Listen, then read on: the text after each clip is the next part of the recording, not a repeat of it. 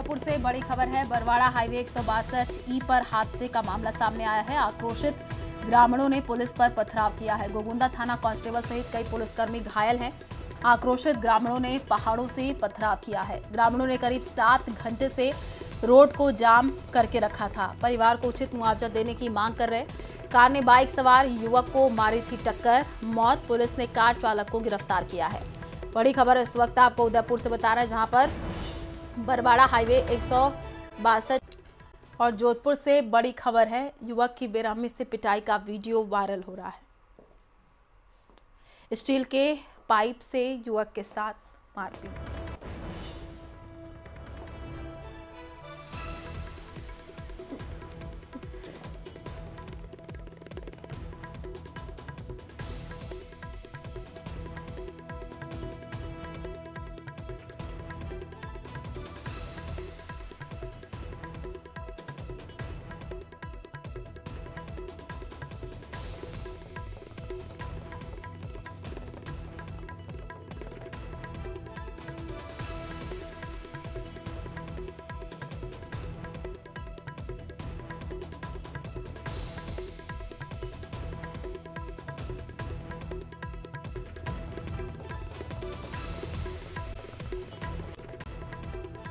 कोटपुतली के बांसूर से बड़ी खबर है। डेयरी संचालक पर फायरिंग का मामला है। पुलिस ने 2 आरोपियों को गिरफ्तार किया है।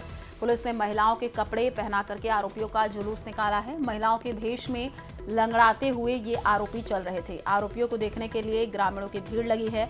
पुलिस फरार अन्य आरोपियों की तलाशी कर रही है। 17 अक्टूबर को घासी कावला गांव में फायरिंग हुई थी। रंगदारी की मांग को लेकर के फायरिंग की घटना हुई थी। बड़ी खबर इस वक्त कोटपुतली से।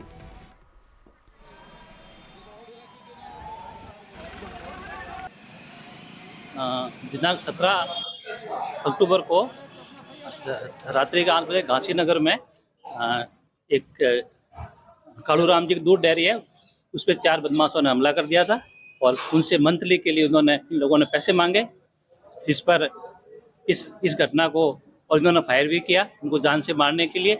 इस घटना को श्रीमान पुलिस अधीक्षक महोदय श्री देवेंद्र कुमार बिश्नोई ने बहुत ही गंभीरता से लेते हुए एक SHO बांसूर के नेतृत्व में एक टीम गठित की गई।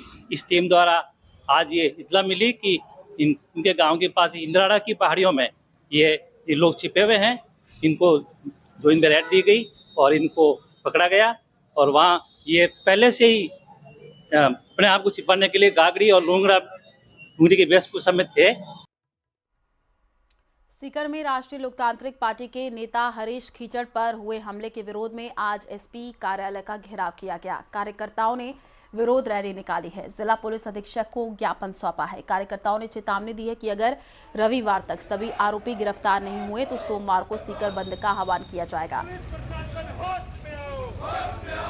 हमने पुलिस प्रशासन को पूरा पार्टी के एक कार्यकर्ता के साथ विगत दिनों अपराधियों द्वारा मारपीट करके दोनों हाथ और दोनों पैर तोड़ दिए गए थे। त्यौहार दीपावली का बड़ा होने के कारण हमने पुलिस को बहुत समय दिया और 22 तारीख तक हमने प्रयास किया कि पुलिस इन अपराधियों को गिरफ्तार करे। पुलिस SP साहब से अभी हम दोबारा मिले, एक दिन पहले भी मिले थे। SP साहब ने अभी बताया कि 2 व्यक्तियों को गिरफ्तार कर लिया गया है, 3 व्यक्तियों को नामजद लोगों को डिटेन कर रखा है। इस तरह से 5 लोग अभी थाने में बंद हैं और SP साहब के मुताबिक अगले 24-48 घंटे में वो प्रयास करते हैं कि बालोतरा के जसोल थाना क्षेत्र के टापरा गांव के केरला प्याऊ के पास खेत में बने पानी के टांके में कूद करके विवाहिता ने अपने 3 बच्चों के साथ मौत को गले लगा लिया। घटना के वक्त मृतका का पति बेंगलुरु मजदूरी के लिए गया हुआ था। ससुर बालोतरा में मजदूरी करने के लिए गए हुए थे। सूचना के बाद जसोल थाना पुलिस मौके पर पहुंची है। उच्च अधिकारियों को सूचना दी है, जिसके बाद CO सहित अधिकारी मौके पर पहुंचे हैं। मृतका के पीहर पक्ष को सूचना दी है। साथ ही SDRF की टीम को मौके पर बुला करके शवों को बाहर निकाल करके बालोतरा की नाहटा जिला चिकित्सालय पहुंचाया है। पुलिस मामले की जांच में जुटी है। आत्महत्या के कारणों का अभी तक खुलासा नहीं हो पाया है।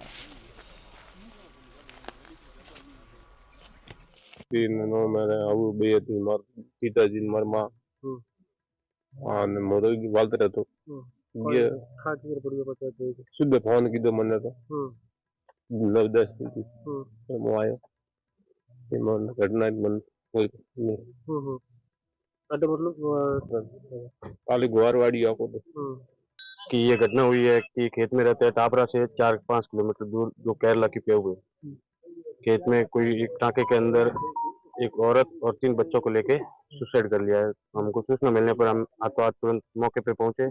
यहाँ आके पता किया तो फिर घर पे उनके सासू, दादी ससुर और दादी सासू थे, बाकी घर पे कोई था नहीं। थाने में इत्तला आई 10-11 बजे के अराउंड कि एक टापरा गांव के पास ढाणी में एक महिला अपने 3 बच्चों के साथ में टाँके में कूद गई है और सभी की हालत गंभीर है। इस सूचना पर जसोल थाना, बालोतरा थाना और महिला थाना आए, साथ में मैंने आई। हम लोगों ने टाँके को देखा तो महिला अपने 3 बच्चों के साथ अंदर खड़ी हुई है, उनकी डेथ हो चुकी है। मौके पर टीम बुलाई, इसमें से एसडीआरएफ की टीम से जनक को बुलाया, सभी को बाहर निकाल करके अभी हॉस्पिटल रवाना कर दिया बॉडीज को। समर्थन मूल्य से कम कीमत पर धान बिकने से नाराज किसानों ने आज हनुमानगढ़ जंक्शन की धान मंडी के सभी गेट बंद कर दिए। किसानों का कहना है कि व्यापारी सरकार द्वारा तय किए गए न्यूनतम समर्थन मूल्य से काफी कम दामों पर धान खरीद रहे हैं, जिससे आक्रोश में आकर के मंडी के 8 गेटों को बंद कर दिया, जिससे मंडी परिसर में अफरा तफरी मच गई है। व्यापारी और आम नागरिकों को भारी परेशानी का सामना करना पड़ा। किसानों ने व्यापारियों पर आरोप लगाया है कि वे समर्थन मूल्य की अनदेखी कर रहे हैं, खुलेआम कम दामों पर धान की खरीदारी कर रहे हैं। इससे किसानों को भारी आर्थिक नुकसान झेलना पड़ रहा है। आज बोली के ऊपर ट्रालियां लेके आए अपनी धान की। जो बासमती धान था जो कल बिक रहा था 3000, वो धान बिक रहा है 2000। जो परमल धान है वो बिक रहा है 1800 से लेके 1900। जो उसका गवर्नमेंट रेट है 2400 रुपये। 1700 रुपये से बोली स्टार्ट करके 1800 1900। जमींदार का बहुत बुरा हाल है, जमींदार का कोई माल नहीं ले रहा। 2 व्यापारी हैं। ये डिमांड है कि हमारा धान एक तो सरकारी एमएसपी पर खरीद होनी चाहिए। जो परमल धान है वो 2400 रुपये बिकना चाहिए, जो गवर्नमेंट का रेट है। जो बासमती धान है उसका तो औने पौने दाम में ये ले रहे हैं, उसका 3000 रुपये भाव है, 3000 बिकना चाहिए। नहीं, आप सभी सारी मंडी के किसान परेशान हो गए, गेट बंद करके बैठा है। खैरथल तिजारा जिले के मुंडावर में त्योहारी सीजन के चलते गुरुवार को मुंडावर क्षेत्र के व्यस्त ततारपुर चौराहे पर कई किलोमीटर लंबा जाम लग गया। जाम में फंसे राहगीर और वाहन चालकों को घंटों परेशानी झेलनी पड़ी। सबसे बड़ी बात यह रही कि इस दौरान चौराहे पर मौजूद पुलिस चौकी में कोई भी पुलिसकर्मी तैनात नहीं था, जिससे लोगों में आक्रोश देखने को मिला है। सुबह से ही बाजार में बढ़ी भीड़ और मालवाहक वाहनों की अधिक आवाजाही के चलते यातायात अव्यवस्थित हो गया है। दोपहर तक स्थिति बिगड़ती चली गई है। ट्रैक्टर, बस, ट्रक, बाइक एक दूसरे में उलझ गई है।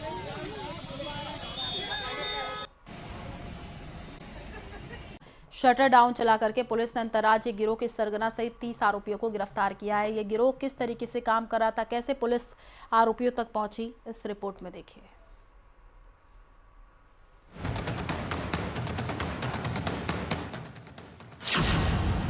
फ्रॉड करने वाले गिरोह का भांडाफोड़। राजस्थान पुलिस का एमपी में एक्शन। 70 घंटे तक चला ऑपरेशन शटर डाउन। सरकारी योजनाओं में फ्रॉड करने वाले अंतर्राज्यीय गिरोह का झालावाड़ पुलिस ने भंडाफोड़ किया है। पुलिस की 70 टीमों ने राजस्थान के 4 जिलों सहित मध्य प्रदेश के राजगढ़ जिले में 70 घंटे लगातार जाकर ऑपरेशन को अंजाम दिया। गिरोह के सरगना समेत 30 आरोपियों को गिरफ्तार किया गया है। यह अंतर्राज्यीय संगठित गिरोह पीएम किसान सम्मान निधि, समाज कल्याण और मुआवजा योजनाओं में सरकारी सिस्टम से धोखाधड़ी कर सरकारी राशि में सेंध लगा रहा था।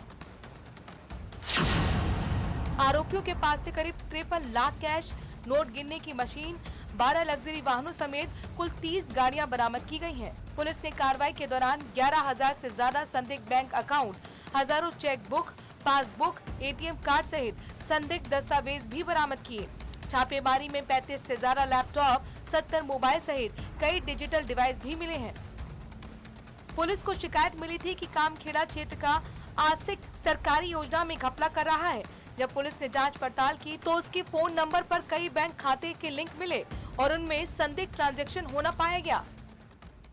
इतने महीनों की मेहनत के बाद में जो संदिग्ध मुलजिम बन रहे थे, उनका चिन्हीकरण होने के बाद में 30 ऐसे संदिग्ध स्थल चिन्हित हुए। हर टीम में एक ऑपरेशनल हेड इंचार्ज बनाया गया, एक सहायक अनुसंधान अधिकारी रखा गया ताकि मौके की जब्ती मौके पे ही हो। जिसको मुख्य अनुसंधान अधिकारी बाबत इस मामले में उसको ये अधिकार दिए गए कि मौके पे जब्ती करे। एक साइबर का कांस्टेबल रखा गया, एक महिला कांस्टेबल रखी गई और एक ऐसा कांस्टेबल रखा गया जिसने उस जगह को देख रखा, उस व्यक्ति को देख रखा है। पुलिस जांच में सामने आया है कि बांदीकुई दौसा का रहने वाला राम अवतार सैनी इस संगठित गिरोह का सरगना और मास्टरमाइंड है। वहीं आरोपियों से बरामद किए गए वाहन और इलेक्ट्रॉनिक उपकरणों की बाजार में कीमत करीब 3 करोड़ रुपए है। पुलिस के मुताबिक झालावाड़ से शुरू हुआ साइबर फ्रॉड का ये खेल जोधपुर, कोटा, बूंदी और दौसा तक फैला था। जो 2.5 महीने की मेहनत है, झालावाड़ पुलिस की करीब 70 टीमों की ये जो मेहनत है, ये आज रंग लाई है और इस तरह के बड़े गिरोह का जो पुलिस ने भंडाफोड़ किया है, आगामी दिनों में कई और खुलासे भी पुलिस कर सकती है। तरुण शर्मा, न्यूज़ 18 झालावाड़। खबर कोटा से है, जहां के MBS अस्पताल के इमरजेंसी वार्ड में जम करके हंगामा किया गया है। सड़क हादसे में घायल 6 लोगों को भर्ती करवाने के दौरान हंगामा हुआ है। इस दौरान परिजनों ने घायलों को भर्ती करने में देरी करने और लापरवाही का आरोप लगाया है। आपको बता दें कि तेज रफ्तार कार पलटने से घायल 6 लोगों को अस्पताल लाया गया था।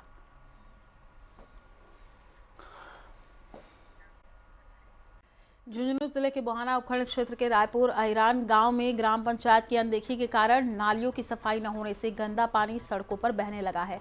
इससे ग्रामीणों को भारी परेशानी का सामना करना पड़ा है। गांव की अधिकांश नालियां कचरे से जाम पड़ी हैं। लंबे समय से सफाई नहीं होने के कारण गंदा पानी अब सड़कों और गलियों में फैल गया है। ग्रामीणों ने इस समस्या को लेकर के ग्राम पंचायत में लिखित शिकायत दी है, लेकिन इसके बावजूद कोई कार्रवाई नहीं की गई। गंदा पानी जमा रहने से अब मच्छर पनपने लगे हैं, जिससे मच्छर जनित बीमारियों का खतरा बढ़ गया है। रायपुर अहिरान में नालियों की स्थिति दयनीय अवस्था में है, जो कि ओवरफ्लो हो रही हैं।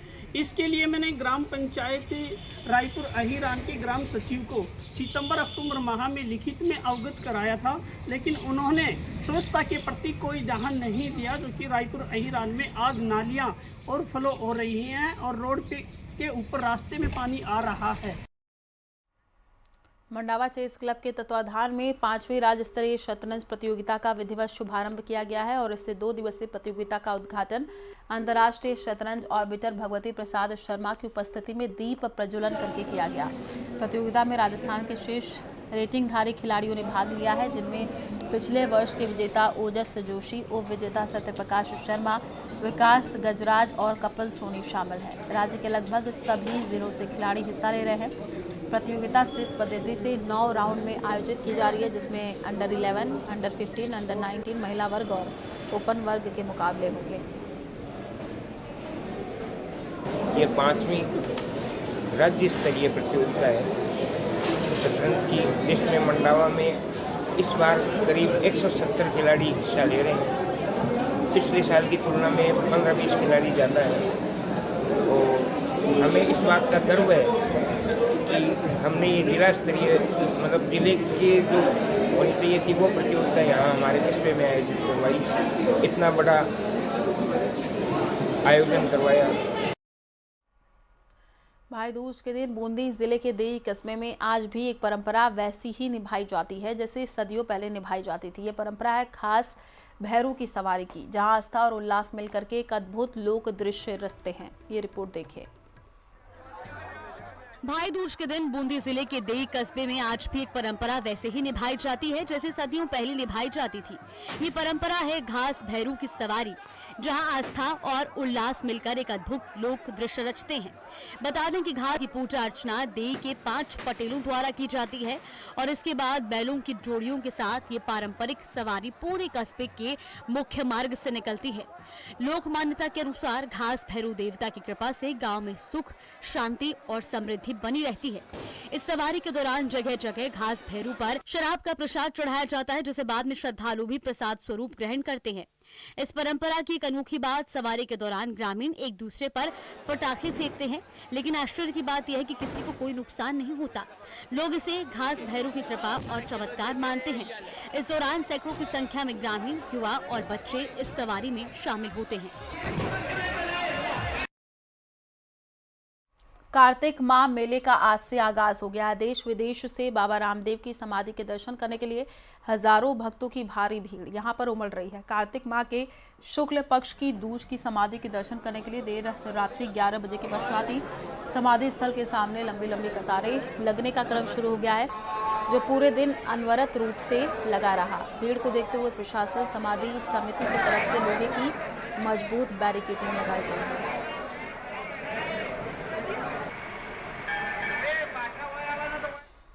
दौसा के बांदीकुई उपखंड से करीब 5 किलोमीटर दूर बसे आभानेरी गांव की पहचान विश्व प्रसिद्ध चांद बावड़ी और हर्षद माता मंदिर से है और 8वीं सदी में निर्मित ये प्राचीन धरोहर आज भी अपनी अद्भुत स्थापत्य कला, संरचना, ऐतिहासिक विरासत के कारण देश विदेश पर्यटकों के आकर्षण का केंद्र बनी है। एकमात्र बावड़ी जो वर्गाकार की शेप में, इसलिए लोगों का ध्यान आकर्षण हो रहा है और बहुतायत में जितने हिंदुस्तानी नहीं आते उससे कहीं ज्यादा फॉरेनर टूरिस्ट आ रहे हैं। तो आप जानते हो कि बावड़ी बनाने का जो मेन मकसद था पानी को बचाना, सेव वाटर। आजकल जो बातें करते हैं अपन, जल है तो कल है, तो कल मतलब जल की इतनी इंपॉर्टेंस पहले भी थी, आज भी और कल भी रहेगी कि बिना पानी के कुछ नहीं, बिन पानी सब सुन। तो इसकी इंपॉर्टेंस को देखते हुए इस जगह का निर्माण किया गया। It's very beautiful. I just arrived and it's really splendid. It's very ancient. It's from the 8th century and very beautiful in terms of architecture. और फॉरेन टूरिस्ट जितना मेरे ख्याल से पिछले 10 साल में अगर किसी मॉन्यूमेंट पे बढ़ा है ऑल ओवर आसाम, तो आभानेरी